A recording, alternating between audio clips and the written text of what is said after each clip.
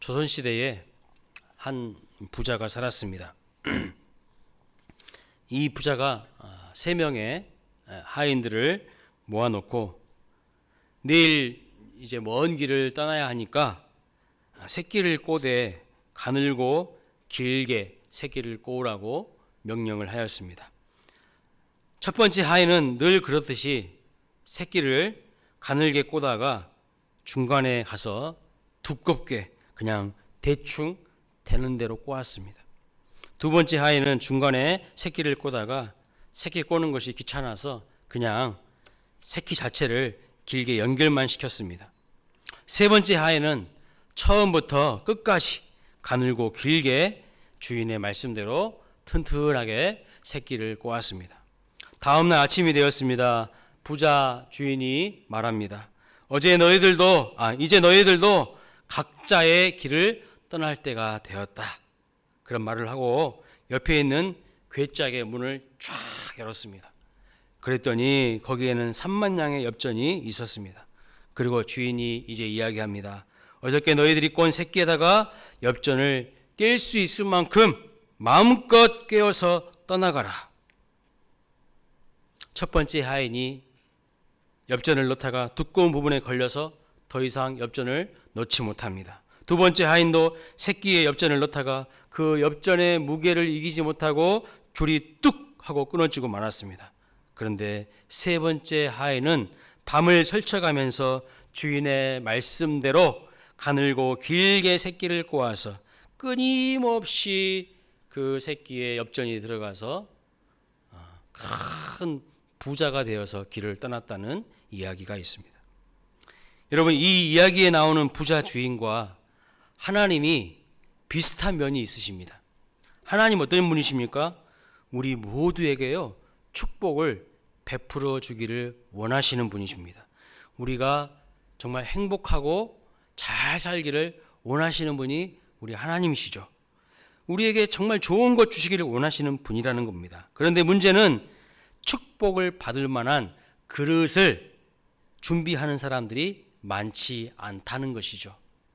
하나님의 말씀대로 축복의 그릇을 준비하지 못하고 자기 생각대로, 자기 감정대로, 자기 내키는 대로 살다가 그 축복을 담지 못하는 사람들이 너무 많다는 것입니다. 하나님께서 아브라함을 부르셨죠. 아브라함에게 축복의 통로가 될 것이라고 꿈과 비전을 주셨습니다. 아브라함이 하신 약속은 내가 너를 통하여서 세상 모든 민족이 복을 받기를 원한다. 큰 민족을 이루겠다고 하셨습니다. 그런데 여러분, 이 약속이 이루어지려면 반드시 아들을 낳아야 했습니다. 그런데 지나간 24년 동안 그 약속의 아들은 태어나지 않았습니다. 그러다가 오늘 본문에 드디어 그 아들이 태어나게 되는 이야기가 시작됩니다. 오늘 본문 10절 말씀을 보시면 이렇게 말씀하죠. 사라에게 아들이 있으리라. 아브라함의 부인 사라에게 아들이 있으리라. 그런데 이 축복 앞에 아브라함이 나그네를 섬긴 긴 이야기가 나오고 있는 것을 볼 수 있어요. 왜 아들을 주시는 이 기도 응답 직전에 나그네 대접에 관한 긴 이야기가 기록되어 있을까요? 그 이유는 섬김의 성품이요, 축복을 담는 그릇이기 때문입니다. 1절에 보시면 아브라함이 어떤 상태에서 이 나그네들을 섬겼는지 말씀하고 있어요. 여호와께서 마므레의 상수리 나무들이 있는 곳에서 아브라함에게 나타나시니 날이 뜨거울 때에 그가 장막문에 앉아 있다가 그랬습니다. 여러분, 여기 날이 뜨거울 때 정오 시간을 말합니다. 그때 아브라함이 나그네들을 보았습니다. 날이 뜨거울 때는요, 사람들이 활동하기가 어려운 시간입니다. 특별히 지금 이곳 팔레스타인 지역은요, 정오가 되면요 너무 날이 뜨거워서 사람들이 활동하지 않습니다. 자신의 몸 감당하기도 힘들지만 아브라함은 햇볕이 강렬한 그 정오 시간에 나그네들을 보았고 그들을 외면하지 않았습니다. 그들을 지나치지 않고 그들에게 지극정성으로 대접한 것을 볼 수가 있어요. 2절에서 4절 말씀을 보시면 이렇게 말합니다. 눈을 들어본즉 사람 셋이 맞은편에 서 있는지라 그가 그들을 보자 곧 장막문에 달려나가 영접하며 몸을 땅에 굽혀 이르되 내 주여 내가 주께 은혜를 입었사오면 원하건대 종을 떠나 지나가지 마시옵고 물을 조금 가져오게 하사 당신들의 발을 씻으시고 나무 아래에서 씻어서. 자, 여기 나그네들을 향한 아브라함의 모습이 나옵니다. 보자마자 아브라함이 어떻게 합니까? 곧 달려나갔다고 표현하고 있습니다. 즉각적으로 나그네들을 대접하기 위하여서 뛰쳐나가는 것을 볼 수 있어요. 그래서 곧이라는 이 부사를 사용해서 아브라함 행동의 민첩성을 표현해주고 있는 것을 볼 수 있어요. 그리고 나그네를 영접하고 몸을 땅에 굽힙니다. 여러분, 조선시대의 사극을 보시면 왕이나 지체 높으신 그 대감들이 이렇게 행차할 때 보면 백성들이 어떻게 하던가요? 땅에 다 엎드려요. 절을 합니다. 마치 지금 그 표현을 하고 있는 거예요. 이 나그네들을 향하여서 아브라함의 행동이요, 나그네를 영접하고 몸을 땅에 딱 엎드려 절을 하는 거예요. 히브리서 13장 1절부터 2절 말씀에 보면 이렇게 말씀합니다. 같이 읽어볼까요? 형제 사랑하기를 계속하고 선님 대접하기를 잊지 말라. 이로써 부지 중에 천사를 대접한 이들이 있었느니라. 이 히브리서 말씀이요, 아브라함을 가르쳐 말한 것입니다. 아브라함이 손님을 대접했을 때 그들을 알았다는 겁니까? 몰랐다는 겁니까? 몰랐다는 거예요. 그들이 어떤 사람인들인지 몰랐다는 겁니다. 부지 중에 대접한 것이라고 말씀하고 있어요. 나중에서야 비로소 이 세 분 중에 한 분이 하나님이시고 두 분은 천사였다는 것을 알았지만 아브라함은 적어도 일정 기간 동안에 그들이 천사인지를 모른 채, 하나님인지 모른 채 손님을 대접했다는 것입니다. 그들을 향하여서 아브라함이 무엇이라고 합니까? 당신의 발을 씻으시고 이 나무 아래에서 씻어서 이렇게 이야기합니다. 애원하듯이 그들을 초청하고 있는 것을 볼 수 있습니다. 그리고 6절부터 9절 말씀을 보시면 이제 아브라함의 집안 식구들이 이 나그네들을 대접하고 섬기기 위해서 얼마나 분주하게 움직이는 것을 볼 수가 있어요. 6절에 보시면 어떤 부사가 나옵니까? 급히, 또 속히, 이런 부사들을 통하여서 얼마나 아브라함이 이 나그네들을 섬기는 일에 민첩했는지를 알 수가 있어요. 여러분, 오늘 우리는 어떻습니까? 다른 사람들을 섬기는 일에 굶떠 있지는 않습니까? 귀찮아하지는 않습니까? 짜증나지는 않습니까? 자, 그리고 아브라함이 떡을 만들라고 명령을 내립니다. 7절에 보시면 기름지고 좋은 송아지를 잡아서 요리하게 합니다. 아주 좋은 송아지 스테이크 요리를 합니다. 8절에 보시면 엉긴 우유, 즉 치즈를 내옵니다. 그리고 나무 그늘 아래로, 최고의 그늘 아래 에어컨 바람 밑에서 그들을 탁 모시는 것을 볼 수 있어요. 그것뿐이 아닙니다. 아브라함이요, 그 나그네들 옆에 딱 이렇게 웨이터처럼 서 있어요. 마치 손님을 모시기 위해서 웨이터가 서 있는 것처럼 아브라함은 그 손님들을 최선을 다해서 섬기기 위해서 서 있습니다.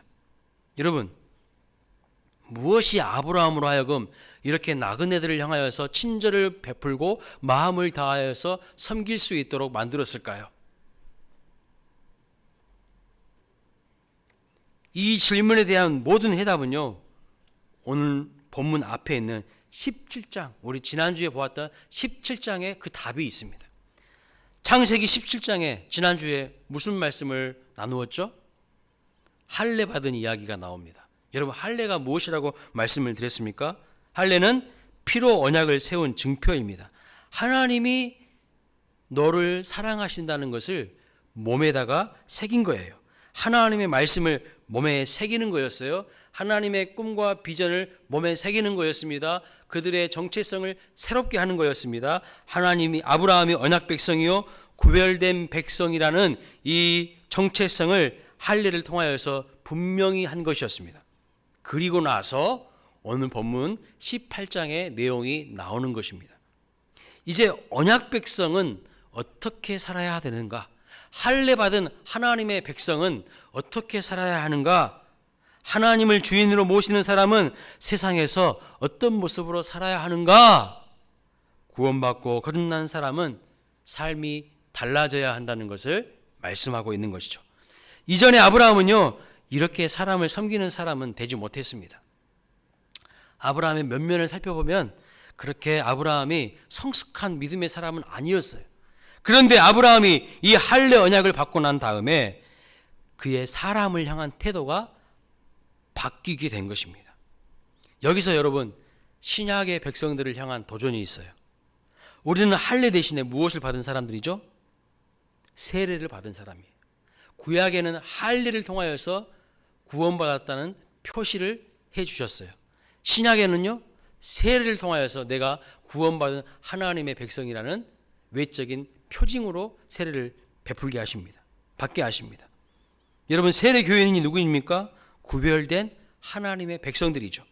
이 하나님의 은혜로 구원받고 거듭난 사람입니다. 성도가 된 것이죠. 그럼 성도는 어떻게 살아야 할까요? 성도는 어떻게 살아야 되는 겁니까? 하나님의 말씀을 생명처럼 지키면서 그 하나님의 말씀을 품으면서 살아가야 합니다. 그 하나님의 말씀이 무엇일까요? 그 하나님의 말씀이 율법입니다. 그런데 그 율법 중에서 가장 중요한 계명이 무엇이냐면 이웃을 섬기라고 말씀하고 있어요. 마태복음 22장에 보시면 한 율법사가 예수님께 질문합니다. 선생님, 어느 계명이 가장 큰 계명입니까? 하면서 예수님께 질문할 때에 주님의 답변이 무엇입니까? 마태복음 22장 37절 이하의 말씀을 보시면 이렇게 말씀하십니다. 같이 읽어볼까요? 시작. 예수께서 이르시되 내 마음을 다하고 목숨을 다하고 뜻을 다하여 주 너의 하나님을 사랑하라 하셨으니 이것이 크고 첫째 되는 계명이요 둘째도 그와 같으니 내 이웃을 내 자신같이 사랑하라 하셨으니 이 두 명이 온 율법과 선지자의 강령이니라. 율법 중에서 가장 중요한 첫 번째 되는 계명은 하나님을 사랑하는 것이고 이웃을 내 몸처럼 사랑하는 것이라는 겁니다. 산상수훈의 결론부에서도 예수님께서 이렇게 말씀하십니다. 마태복음 7장 12절에 그러므로 무엇이든지 남에게 대접을 받고자 하는 대로 너희도 남을 대접하라. 이것이 율법이요 선지자니라. 하나님께서 우리에게 요구하시는 삶, 하나님의 백성된 구원받은 하나님의 백성들에게 요구하시는 삶이 무엇이라고요? 이웃을 섬기라는 거예요. 풍성히 이웃에게 대접하라는 겁니다. 대접은 무엇입니까? 섬기는 겁니다. 다른 사람에게 유익을 주는 겁니다. 그때 무슨 일이 일어날까요? 하나님이요 우리에게 이렇게 해라 하시는 것은요 나를 막 힘들게 하고 나를 어렵게 하려고 하는 게 아니라 나를 축복하시려고 하는 거예요. 오해하지 마십시오. 자꾸 우리는요 하나님이 이거 해라 한 것을 너무 나를 힘들게 하신다고 생각할 때가 많아요. 그런데 그 안에는요 무한한 보화와 보배가 담겨져 있어요. 나를 축복하시려고 하는 그 과정 가운데에 하나님께서 그 일들을 행하라고 말씀하고 있어요. 그것이 복받는 길이기 때문에 말씀하는 거예요. 막 힘들게 하고 어렵게 하고 못 살게 하려고 하는 게 절대 아니라는 겁니다. 하나님께서 이렇게 하나 남을 섬기고 이웃을 섬기는 자들에게 무엇을 해주신다고 말씀합니까? 요한복음 14장 21절 주님이 약속하십니다. 같이 읽어볼까요? 시작. 나의 계명을 가지고 지키는 자라야 나를 사랑하는 자니 나를 사랑하는 자는 내 아버지께 사랑을 받을 것이요 나도 그를 사랑하여 그에게 나를 나타내리라. 하나님을 사랑하는 자에게 하나님을 나타내 보여주시겠다고 말씀합니다. 그런데 하나님을 사랑하는 것은 구체적으로 어떤 모습으로 드러나는 것입니까? 하나님 사랑한다는 것이 매우 추상적이고 모호하고 감염적이지 않습니까? 하나님 사랑하는 것은요 계명을 구체적으로 지키는 것을 통해서 나타나는 거예요. 하나님을 사랑한다고 하면서 하나님의 말씀인 계명을 지키지 않는 사람은요 실상 하나님을 사랑하지 않는 사람이에요. 하나님을 무시하는 사람이에요. 하나님의 말씀을 지키느냐 그렇지 않느냐의 문제는 바로 하나님을 사랑하느냐 하나님을 경외하느냐 그렇지 않느냐의 문제라는 것입니다. 그리고 그 하나님의 계명을 지키는 것은요, 남을 대접하고 섬기는 구체적인 행위를 통하여서 드러난다는 거예요. 하나님 사랑한다고 하면서 이웃을 무시하고 이웃을 대접하기를 꺼려하는 사람은요, 하나님 사랑하는 것이 아니라는 거예요. 여러분, 하나님 사랑하고 계십니까? 이러한 사랑을 나누는 사람에게 하나님이 어떻게 하신다고요? 하나님 자신을 나타내 보이신다는 거예요. 하나님을 드러내시겠다고 약속하고 계시는 겁니다. 비바람이 심하게 치던 어느 날 밤 새벽 1시쯤이 되었습니다. 미국의 필라델피아라는 도시의 한 허름한 호텔에 노 부부가 들어왔습니다. 온 도시를 헤맸지만 그때 그 도시에 큰 행사가 있었기 때문에 호텔방을 쉽게 잡을 수가 없었습니다. 고생 끝에 간신히 호텔에 들어와서 방이 있냐고 물었습니다. 그런데 그 호텔 또한 만실이었어요. 그런데 야간 당직을 서고 있던 그 호텔 종업원이 지금은 어디를 가도 방을 구하기가 어렵기 때문에 혹시 괜찮으시다면 제가 사용하고 있는 당직실이 하나 있는데 선생님들께서 괜찮으시다면 이곳에 하룻밤 묵으시는 것이 어떻겠습니까? 라고 친절을 베풀었어요. 그래서 상황이 그러하고 종업원도 너무 따뜻하여서 이 노부부가 하루를 거기에 머물게 되고 이 노부부는 종업원의 모습을 유심히 잘 지켜보게 됩니다. 하룻밤을 보내고 다음날 아침 이 노부부가 방값을 내면서 노부부 중에 이 남편이 종업원에게 이야기를 합니다. 당신은 미국에서 가장 훌륭한 호텔 주인이 될 만한 사람입니다. 언젠가 내가 당신에게 그런 호텔 하나를 지어드리겠습니다. 이렇게 이야기를 하는 거예요. 하지만 이 종업원은요, 농담으로 여기고 웃고 말았어요. 오늘 본문에 사라처럼 하나님이 내년 이맘때에 아들을 주겠다고 했는데 사라가 웃고 말았잖아요. 약간 비웃음이 섞인 거예요.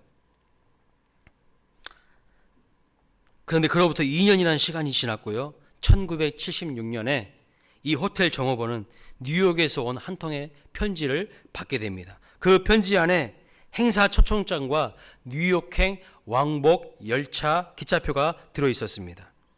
내가 믿져야 본전이라는 생각으로 이 초청장을 들고 뉴욕으로 갔습니다. 이 종업원을 초청한 사람은 바로 뉴욕 최고의 호텔 맘모스 호텔의 주인이었던 존 제이콥 아스터라는 사람이었습니다. 그 행사는요, 1900개의 객실을 갖춘 맘모스 호텔 준공식이었다고 합니다. 행사가 끝난 후에 종업원은 자기를 초대한 이 노인이 이 호텔의 주인이었다는 것을 알게 됩니다. 그리고 이 호텔의 주인인 그 노인이 이 사람에게 찾아와서 이렇게 이야기합니다. 이 호텔이 바로 내가 당신에게 운영해 보라고 지어주는 호텔입니다. 이 말을 듣고 이 종업원은요, 충격에 사로잡혔어요. 왜냐하면 3층짜리 허름한 호텔 야간 종업원이었던 그가 이제는 1900개의 객실을 갖춘 뉴욕 한복판의 최고의 호텔 총지배인이 되었기 때문입니다. 여러분, 이 이야기는 꾸며낸 이야기가 아니라 실제 있었던 이야기입니다. 이 종업원의 이름이 바로 조지 볼트라는 사람인데 이 사람이 나중에 호텔 왕으로 불리는 사람이 됩니다. 이 시라는 우리에게 많은 것을 가르쳐 주죠. 축복이라는 것은요, 어느 날 갑자기 하늘에서 툭 떨어지는 것이 절대 아니라는 거예요. 축복은 일상의 작은 배려와 친절을 통해서 나에게 온다는 거예요. 축복은 그런 축복을 받을 만한 그릇이 있는 사람에게 주어진다는 거예요. 하나님은 바보가 아니십니다. 아무에게나 축복을 남발하시는 분이 아니라는 거예요. 믿음이 없는데 축복을 주셔요? 그릇이 준비가 안 되는데 축복을 주시는 분이 절대 하나님은 아니셔요. 그릇은 무엇입니까? 성품입니다. 이 야간 당직 종업원은요, 그날만 그렇게 한 것이 아니라 그렇게 섬기고 친절을 베푸는 것이요, 몸에 배어 있었던 사람이에요. 사람을 배려하고 이웃을 사랑하는 그 선한 성품과 습관이 그의 몸에 배었고, 대기업 사장은요, 하룻밤 그와 함께 호텔 장직실에 머물렀지만 그가 하는 것을 하는 행동을 유난히 유심히 지켜보았어요. 이 사람이 보통 사람이 아니라는 것을 발견한 것이죠. 그래서 이 대기업 사장은 바로 그에게 이러한 호의를 베풀게 되었다는 겁니다. 성금의 성품이 하나님의 축복을 담는 그릇이라는 것을 알려주는 것이죠. 여러분, 오늘 본문에 나타난 아브라함의 이 나그네 섬김의 이야기가 기도 응답 전에 왜 이렇게 길게 소개되고 있을까요? 그 두 번째 이유는요, 어려울 때 섬기는 것이 축복의 마중물이 되기 때문입니다. 9절부터 우리 10절 말씀 같이 한번 읽어보도록 하겠습니다. 시작. 그들이 아브라함에게 이르되 내 아내 사라가 어디 있느냐? 대답하되 장막에 있나이다. 그가 이르되 내년 이맘때 내가 반드시 내게 돌아오리니 내 아내 사라에게 아들이 있으리라 하시니 사라가 그 뒤 장막문에서 들었더라. 여러분, 아주 좋은 대접을 받고 난 후에 나그네들이 누구를 찾고 있습니까? 사라를 찾고 있어요. 사라가 어디 있느냐? 사라를 찾고 있죠. 그리고 사라에게 아들이 있을 것이라고, 내년 이맘때에 아들이 있으리라 이렇게 말씀합니다. 여러분, 여기서 아브라함이요 깜짝 놀라게 됩니다. 엄청 놀라게 돼요. 왜 아브라함이 엄청 놀랐을까요? 여기서 이 사람들의 정체가 누구인지를 알게 되었기 때문이에요. 이 나그네들의 정체를 알게 되었기 때문이에요. 이들이 보통 사람이 아니라는 것을 알게 됩니다. 어떻게 그것을 알 수 있습니까? 아브라함의 아내의 이름을 알고 있어요. 나그네들이요, 항상 이렇게 돌아다니는 사람 아닙니까? 한 곳에 머무르는 사람들이 아닙니다. 그런데 아브라함의 아내의 이름을 정확하게 알고 있다는 것은 아브라함으로 하여금 깜짝 놀라게 만드는 일이에요. 사례가 불과 얼마 전에 17장에 보면 이름을 사라로 바꾸지 않습니까? 그런데 이 나그네들이 아브라함의 아내 이름을 정확하게 지금 사라라고 이야기를 하고 있는 거예요. 요즘식으로 말하자면 아직 동사무소에 가서 이름 개명 신고도 하지 않았는데 이름 바뀐 것을 이 나그네들이 어떻게 알았을까요? 보통 사람이 아니라는 것을 알고 있는 거예요. 여기서 그들의 정체가 비로소 드러나게 되는 겁니다. 바로 그들 중 둘은 천사였고 한 분은 하나님이 현현하신 것을 말씀합니다. 그 하나님이 말씀하십니다. 내년 이맘때에 아들이 있으리라 하는 축복이 선포됩니다. 여러분, 이 대목에서 성경은 매우 중요한 사실 두 가지를 우리에게 알려주고 있어요. 자, 바로 시기에 관한 문제입니다. 아브라함의 축복을 받은 시기가 여러분 언제입니까? 아브라함이 문제가 다 해결되고 난 다음에 이런 섬김을 베푼 것이 아니었습니다. 그의 가정은요, 여전히 어려움 가운데 있었어요. 문제 가운데 있었어요. 가슴 아픈 내면의 문제, 그 문제만 이야기하면 상처가 될 정도로 그 아픈 문제가 있었어요. 아들의 문제를 해결받지 못하고 여전히 어려움 가운데 있었습니다. 그럼에도 불구하고 아브라함과 사라는요, 나그네 대접할 때에 최선을 다해서 섬겼다는 겁니다. 그리고 또 한 가지 중요한 것은 그러한 상황 속에서도 사랑하고 섬기는 삶을 살다 보니 가장 근원적인 문제를 해결받게 되었다는 것이죠. 아브라함은 문제가 이미 다 해결되었기 때문에 이렇게 나그네를 섬긴 것이 아니었어요. 여전히 그에게 아픔이 있고 눈물이 있는 상태였습니다. 그러나 이런 시점에도 불구하고 구원받은 백성답게 신절을 베풀고 섬기는 삶을 살아가던 어느 날 그는 부지 중에 천사와 하나님을 섬기는, 그리고 그를 통하여서 기도의 응답을 받게 되는 놀라운 은혜를 경험하게 되는 것을 볼 수 있어요. 요셉의 경우를 볼까요? 억울하게 감옥에 누명을 쓰고 들어갑니다. 그도 그곳에서 지독하게 고통스러운 시간을 보냈을 것입니다. 당시 감옥은 지하에 있었고 횃불을 들고 간신히 얼굴을 볼 수 있는 상황이었습니다. 그런데 요셉은요, 그런 감옥에서도요, 다른 죄수들을 섬깁니다. 나 억울하게 성추행범 누명 쓰고 감옥 왔어.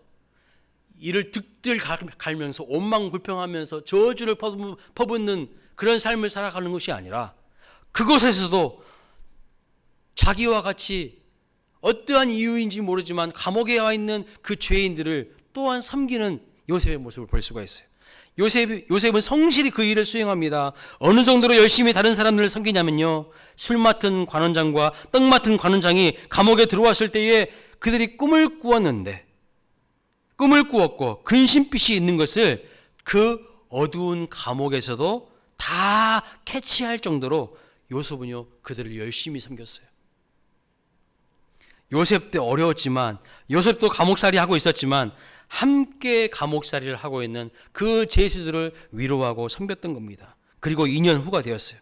애굽의 바로 왕이 이상한 꿈을 꾸게 되는데 그 누구도 그 꿈을 해석하지 못합니다. 그러자 먼저 감옥에서 나가 복직이 된 술 맡은 관원장이 감옥에서 있었던 일이 어느 날 탁 떠오른 거예요. 그동안 까마득하게 잊고 있었는데 바로 왕의 꿈 문제를 가지고 감옥에 있는 요셉이 생각이 난 겁니다.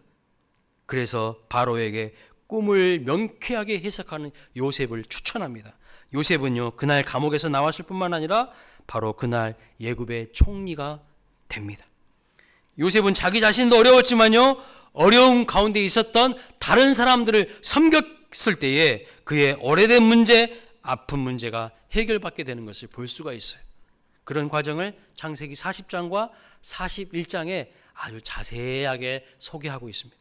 여러분, 하나님의 사람들인 우리는 어떻게 살아야 합니까? 세례받은 하나님의 백성들은 어떻게 살아야 합니까?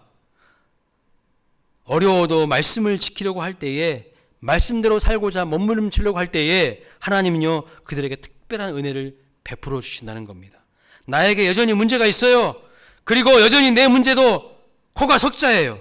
그러나 오히려 그런 상황 속에서도 더 어려운 사람들을 섬기고자 할 때에 하나님은요 특별한 축복으로 갚아주신다는 겁니다. 저는요 우리 광일교회가 좀 더 크고 부흥하는 교회로 성장하기를 간절히 소망합니다. 그런 이유가 무엇이냐면 우리만 잘 먹고 잘 살고 우리만 좋으려고 하는 것이 아닙니다. 수많은 한국 교회를 돕고 싶고 저 해외에 나가서 수고하며 충성하는 선교사님들의 사역을 돕고 싶고 이 지역사회의 어려운 이웃들을 돕고 싶기 때문입니다. 그런데 우리가 놓치지 말아야 되는 것이 무엇인 줄 아십니까? 내 문제가 다 해결되고 난 다음에 나중에 부흥하고 성장한 이유가 아니라는 거예요. 하나님은요 지금 우리가 어떻게 하시는지를 보신다는 거예요. 지금부터 섬기고 베풀고 최선을 다해 대접하는 일을 감당하면 하나님께서 은혜를 주시고 축복을 베풀어 주시고 길을 열어주신다는 것을 믿으시기 바랍니다. 어려워도 섬길 때에 그때 하나님께서는요 축복의 마중물이 되게 하셔서 우리로 하여금 하나님의 축복을 담을 수 있도록 하신다는 거예요. 많은 사람들이 그렇게 이야기해요. 나중에 할게요. 나중에 순종할게요. 나중에 그렇게 할게요. 여러분, 세월이 그렇게 시간이 그렇게 많이 남아있지 않습니다. 인생은 짧아요. 금방금방 흘러갑니다. 지금부터 작은 일에 충성하고요. 남을 섬기는 일에 마음을 다할 때 하나님께서 더 크게 부어주시고 역사하신다는 것을 믿으시기 바랍니다. 마지막으로 아들 이삭을 주시기 전에 하나님은요 사라의 믿음을 다시 일으켜 주시는 것을 볼 수 있어요. 지금 사라는요 믿음이 완전 바닥이에요. 믿음이 이제 없는 지경이에요. 본문 10절에 보시면 내년 이맘때에 아들을 주시겠다고 하나님이 말씀하셨습니다. 그런데 사라의 반응이 무엇입니까? 사라가 속으로 웃었어요. 여기서 웃었다는 것은 무엇을 의미하는 것일까요? 그는 오랫동안 아들을 주실 것을 기대했습니다. 그리고 또 기도했습니다. 그런데 하나님은요 그 기도에 응답하지 않으셨어요. 이제 세월이 흘러서 몸이 늙었고 인간적으로 불가능한 상태가 되었습니다. 그래서 그는 체념하였고 체념을 넘어서 단념을 한 상태입니다. 완전히 이 모든 것에 대해서 포기한 상태라는 것입니다. 이 문제는 하나님이 오셔도 해결할 수 없다고 생각했어요. 그래서 그는 웃었던 거예요. 내가 지금까지 얼마나 많이 기도한 줄 아세요? 내가 지금까지 얼마나 많이 기대하고 기다린 줄 아세요? 근데 지금까지 아무 일 없었잖아요. 그리고 웃은 거예요. 어이가 없다는 거죠. 비웃은 거죠. 그 웃음에 대한 하나님의 반응은 무엇일까요? 14절 말씀 보세요. 여호와께 능치 못한 일이 있겠느냐? 기한이 이를 때에 내가 내게로 돌아오리니 사라에게 아들이 있으리라. 자, 여기에 하나님과 사라 사이에 웃음 논쟁이 나옵니다. 15절 보세요. 사라가 두려워서 부인하여 이르되 내가 웃지 아니하였나이다. 이르시되 아니라 내가 웃었느니라. 웃었냐 안 웃었냐 가지고 지금 논쟁을 하고 있어요. 사라가 웃었으면서도 웃지 않았다고 말하고, 하나님은 끝까지 아니야, 너 웃었어. 사라의 웃음을 추궁하십니다. 하나님께서 사라가 속으로 웃었다는 것을 이렇게 추궁하시는 의미가 무엇일까요? 왜 이렇게 계속해서 하나님께서 웃음 가지고 이야기를 하실까요? 네가 나를 신뢰하고 오랜 기다림 속에서 아들이 태어날 것을 믿었지만 결국 실망한 적이 한두 번이 아니어서 이번에도 실망할까 봐 웃은 것이라는 것을 하나님은 아셨어요. 그리고 이미 몸 상태가 자녀를 가질 수 없는 상황이기 때문에 하나님이 오셔도 이 문제만큼은 해결할 수 없다고 믿는 그녀의 믿음의 상태가 완전히 지금 불이 다 꺼져버린 상태이기 때문에 네가 웃은 것이라고 하나님께서 말씀하고 계시는 것이죠. 나는 지금 너의 내면에서 일어나고 있는 네 마음의 상태를 다 알고 있어. 네 믿음의 수준을 내가 다 알고 있다는 거예요. 너의 내면에 있는 불신앙을 알고 있다고 말씀하시는 겁니다. 이 말을 듣는 순간 사라가 어땠을까요? 여러분이 사라라면 이 하나님의 말씀을 들으실 때 어땠을 것 같으세요? 사라가 엄청 부끄럽고 창피했을 것입니다. 얼굴을 들지 못했을 것입니다. 왜요? 하나님은 마음을 다 아시기 때문이죠. 자기 마음속에 믿음이 없다는 거, 믿음의 불이 다 꺼져 있다는 거, 그거 하나님께서 지금 웃은 논쟁을 통해서 지적하시는 거예요. 그러나 하나님은요, 다시 한번 사라의 믿음이 회복되도록 말씀하시는 것을 볼 수 있어요. 14절이죠. 여호와께 능치 못한 일이 있겠느냐. 이 말씀이 또 어디에 나옵니까? 누가복음 1장 37절에 나오죠. 마리아에게 천사가 나타나서 하는 말이에요. 예수님이 태어날 것을 예고하실 때에 하신 말씀이 여호와께 능치 못할 일이 있겠느냐라고 말씀하셨습니다. 다시 한번 지금 사라에게 약속을 주시는 겁니다. 기한이 이를 때에 내가 아들을 낳을 것이다 약속을 주십니다. 여러분, 이때 사라가 두려워했다고 말씀하고 있어요. 여기서 두려워했다는 것은 무엇을 의미하는 걸까요? 공포와 불안을 느꼈다는 것일까요? 아닙니다. 하나님을 경외했다는 이야기입니다. 그분이 하나님이심을 알고 다시 신앙의 정신을 차리게 됐다는 말씀이에요. 다시 믿음의 불길이 타오르기 시작했다는 이야기입니다. 사라의 마음이 회복되기 시작했다는 거예요. 하나님은요, 사라의 내면에 자리 잡고 있는 불신앙을 지적하심으로써 회개하게 하시고 그동안 내 생각으로 하나님의 능력을 제한한 부끄러운 믿음도 깨닫게 해주셨습니다. 그리고 다시 약속의 말씀을 주심으로 그 마음에 믿음의 불길이 다시 일어나도록 도와주신 거예요. 이제 그릇이 준비되자 하나님은 이삭이라는 아들을 선물로 주십니다. 여러분, 요한복음 5장에 보면 베데스다 연못가에서 38년 된 병자가 나옵니다. 38년간 들어 누워 있었던 환자입니다. 그런데 여러분, 이 환자를 향하여서 예수님께서 처음으로 만나서 던지셨던 질문이 무엇인지 기억나십니까? 예수님께서 그 환자에게 무엇이라고 처음 질문하셨죠? 요한복음 5장 6절에 보시면 내가 낫고자 하느냐? 내가 낫고자 하느냐? 여러분, 너무 당연한 질문 아닙니까? 당연히 낫고자 하죠. 그런데 예수님께서는 왜 치유하시기 전에 이런 질문을 던지실까요? 왜 예수님께서 네가 정말 낫고자 하느냐? 왜 이 질문을 던지실까요? 이 사람의 내면에 믿음의 불이 다 꺼진 것을 알고 계셨기 때문입니다.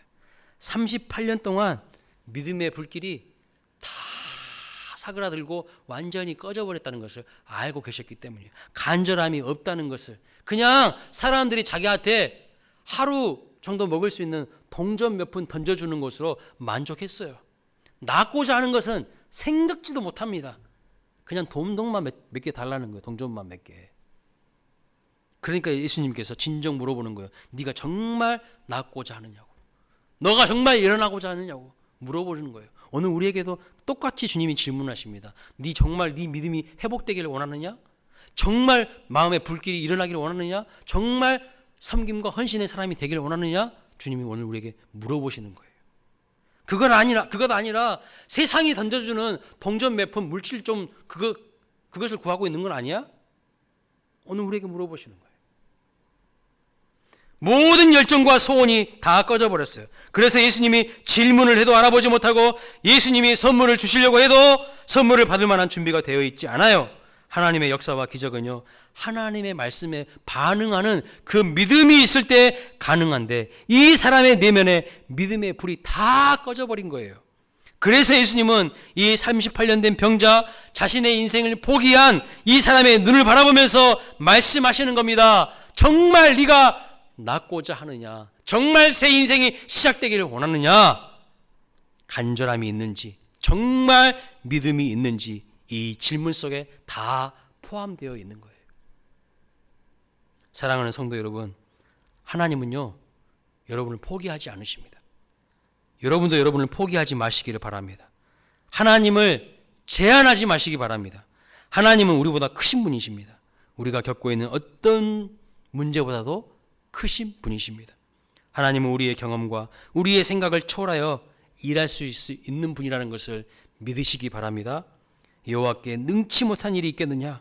하나님의 말씀 앞에 믿음으로 반응하심으로 축복의 그릇이 넓어지시기를 주님의 이름으로 축원합니다. 아멘. 다 함께 일어나셔서